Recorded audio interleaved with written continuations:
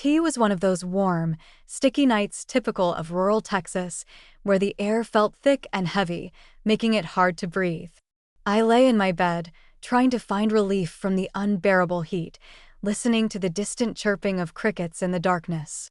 Sleep eluded me, caught between the exhaustion from work at the clinic and the memories of my mother, who was no longer with me.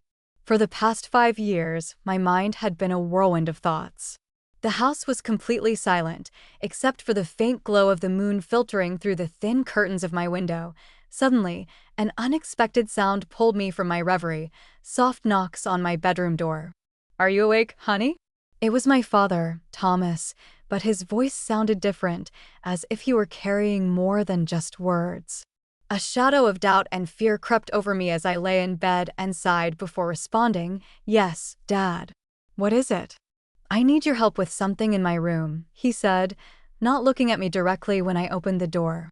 His expression was hard to read, a mix of nervousness and urgency.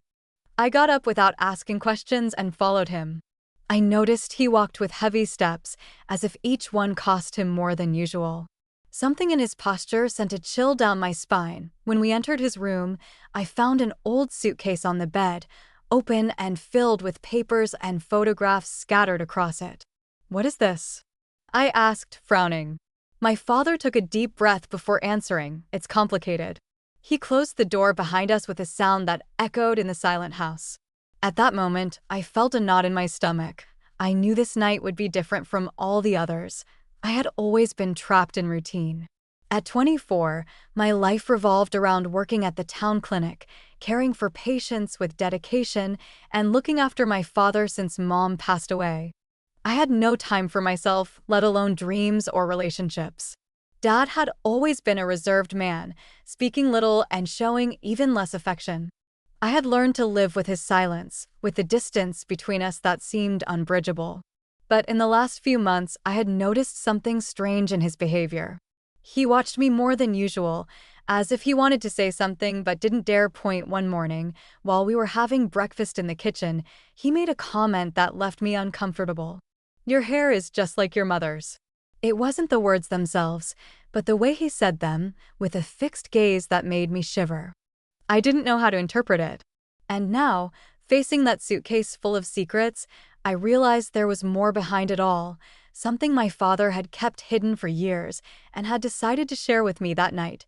He picked up one of the photos with a trembling hand. "Who is this man?" I asked, pointing to a stranger standing next to my mother in the picture. My father sighed as if struggling to find the words. "Someone from my past. Someone I never told you about." His voice trembled for the first time in a long time. I saw him vulnerable. I rummaged through the papers in the suitcase, old letters, some dated long before I was born. They spoke of love, secrets, and difficult decisions. My chest tightened. "Why are you showing me this now?" I asked. He closed his eyes for a moment, then looked at me.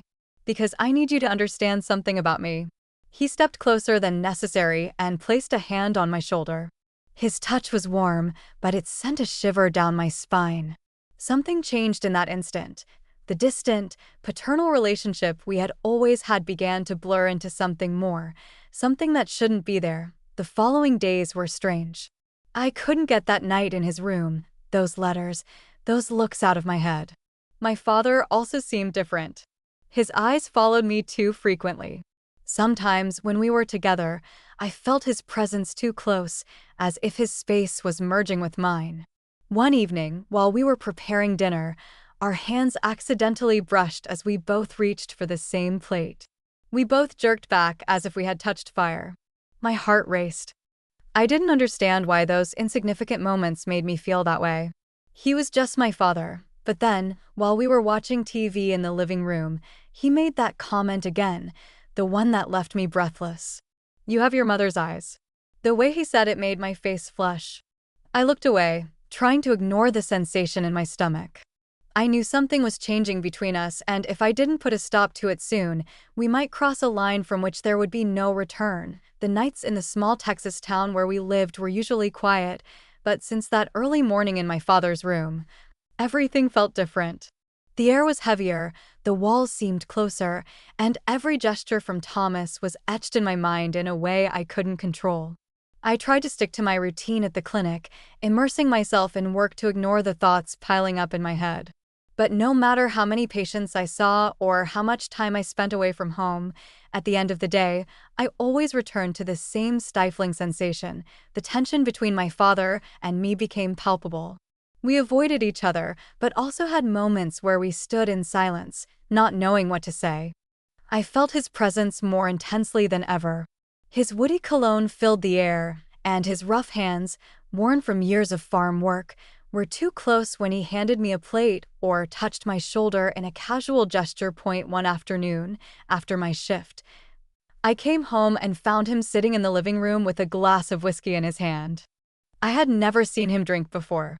"Everything okay, Dad?" I asked, stopping in the doorway. He looked up at me with an expression that was hard to read. "Just remembering things from the past," he said in a grave voice. I sat down across from him, feeling strangely nervous. "About the letters, the photos," I murmured. "I don't want you to think badly of me, honey," he interrupted. "There are things I never knew how to tell you." I looked at him, waiting for an explanation, but he just sighed and took another sip. "You were so young when it all happened." I thought it was best to keep quiet. My heart pounded. "What do you mean by that?" Thomas set the glass down on the table and leaned forward, resting his elbows on his knees. "There are parts of my story I never told you, parts of our family that you might not want to know." My skin prickled. Something inside me told me I shouldn't keep asking, but I couldn't stop. "Dad, I need to know." His eyes met mine, and for a moment, it felt like time stood still. He looked at me differently, with a weight in his gaze that I had never seen before. That night, when I went to bed, I couldn't sleep. The image of my father in the living room, his somber expression, his words loaded with meaning I couldn't quite grasp, it all kept me on edge. The heat was unbearable, so I got up to open the window. The warm night air enveloped me as I leaned against the frame, trying to clear my mind. That's when I heard footsteps behind me. I turned and saw him standing in the doorway of my room, watching me in the dim light. "Couldn't sleep," he said in a husky voice. "Me neither," I replied, not moving. I don't know what came over me, but I stood still, not breaking eye contact. The moonlight illuminated his face, his features hardened by years of work, his dark eyes filled with something I couldn't decipher. "What happened today?" he began, but didn't finish the sentence. I nodded slowly. "I know." For an instant, the world seemed to stop. The tension in the air was so thick it was palpable. Then, without thinking, I took a step toward him. My breath quickened. I could feel the heat of his body, the forbidden proximity that made my skin tingle. His hand lifted slightly, as if to touch me, but stopped midway. "Clara," he whispered, his voice laden with warning, but I didn't stop. I moved a little closer. I could smell the whiskey on his breath, feel the electricity in the air. My heart pounded so hard I thought he could hear it. He closed his eyes for a second, as if struggling with himself, but when he opened them again, I knew something inside us had already crossed a line. From that night on, nothing was the same. We moved around the house like two strangers sharing a secret. Our accidental touches were loaded with meaning neither of us dared to name. One afternoon, while washing dishes, our hands touched again. This time, neither of us pulled away. "This is wrong," he whispered, not letting go of my hand. "I know," I replied, but I didn't do anything to stop it. The following weeks were a storm of emotions. No matter how hard I tried to pretend everything was normal, it wasn't. Every time I crossed paths with my father, a shiver ran down my spine. His presence in the house felt overwhelming, as if the air grew thicker when he was near. I tried to ignore it, to focus on work at the clinic and the few friendships I had, but at night, when the heat kept me awake, my thoughts returned to him, to his gazes, to the silences loaded with meaning. To that night when something invisible yet powerful had broken between us. I knew I should distance myself, but every time I tried, something pulled me back into that unbearable tension. One afternoon, while cleaning the house, I found one of the old letters I had read that night in his room. I opened it with trembling hands. I don't know what will become of us, but I can't keep living with this weight on my chest. If only I could turn back time, the words seemed laden with desperation. What story lay behind these words? I was so engrossed in reading that I didn't hear him come in. "What are you doing?" His voice startled me. I turned quickly, holding the letter as if caught in a crime. "I was just tidying up and found it," I stammered. His expression hardened. "You shouldn't be reading that. What really happened in the past?" There was a long silence before he spoke. "Not everything has an easy answer, Clara." The sound of my name on his lips, spoken in that low, almost whispering tone, made my skin prickle. I tried to look away, but he stepped closer.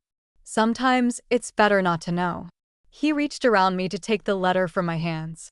Our fingers brushed, and I shivered involuntarily. He noticed. From then on, every accidental touch felt like a spark. Every unspoken word weighed heavily in the air like a storm about to break point. One night, when I thought he was already asleep, I went out to the backyard to get some fresh air. I leaned against the wall and closed my eyes, trying to sort out my thoughts. But I wasn't alone. I felt his presence before I saw him. When I opened my eyes, Thomas was standing in the doorway, watching me in silence. "Can't sleep?" he asked. I shook my head slowly. He stepped closer, and the heat of his body in the warm night made my heart race. "Clara," he murmured.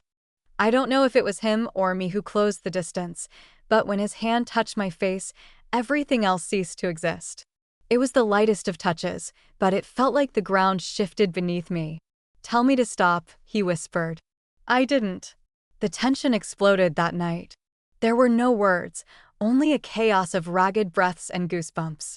His fingers traced forbidden paths on my skin, my lips trembled with whispers I never thought I'd say, and every touch was another secret sealed between us, another line erased. I knew that after that, nothing would ever be the same. The following days were a whirlwind of emotions. Nothing made sense. I woke up feeling his scent on my skin, even when he wasn't there. I was distracted at work, unable to get him out of my head.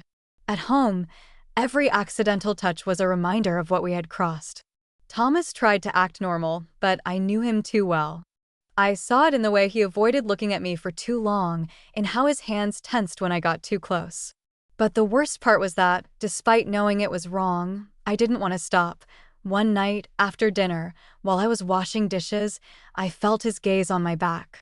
My light dress left my shoulders bare, and I knew he was watching me. I could feel it.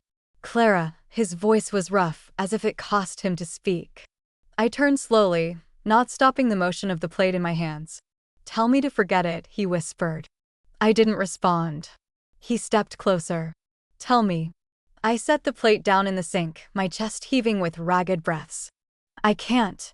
For the first time, I saw the shadow of uncontrollable desire in his face, something he could no longer hide. He stepped even closer until our breaths mingled. "You have to," he insisted. But my lips were too close to his. "I don't want to." Then he gave in. That night was different, slower, more intense. His fingers traced my skin with a dangerous devotion, as if memorizing me. I clung to him with the same urgency, letting his body imprint on mine. The barriers had fallen, and this time, neither of us tried to stop. The next morning, the guilt was unbearable. I woke up in my bed with the sensation of his warmth still on my skin. I turned sharply, as if that movement could erase what had happened, but nothing could. The house was completely silent. I got up and went out into the hallway. Thomas was in the living room, sitting with his elbows on his knees and his head in his hands. When he looked up and saw me, something inside me broke. His eyes told me everything he couldn't bring himself to say. We had crossed a line from which there was no return. The following days were unbearable.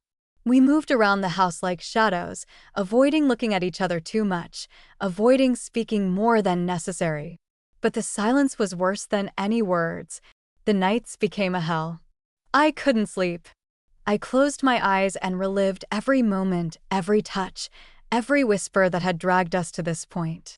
And the worst part was that I didn't regret it. One afternoon, after work, I decided I couldn't keep living like this. I entered the house and found him in the living room with a glass of whiskey in his hand.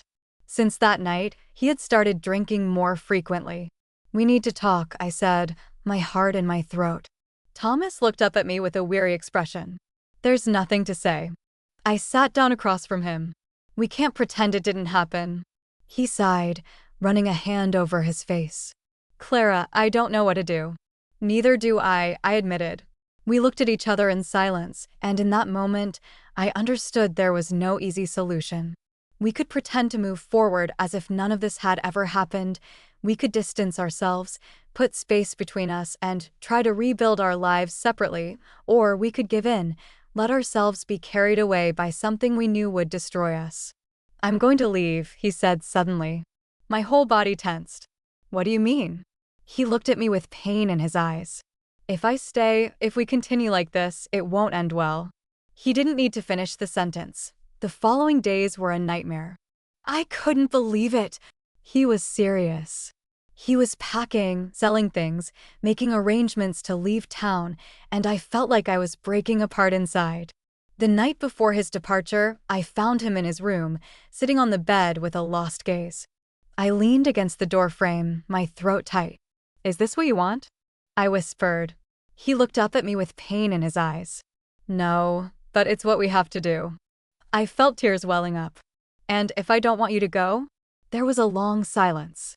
"We can't keep living like this, Clara." But he stood up and came closer. "Don't make this harder."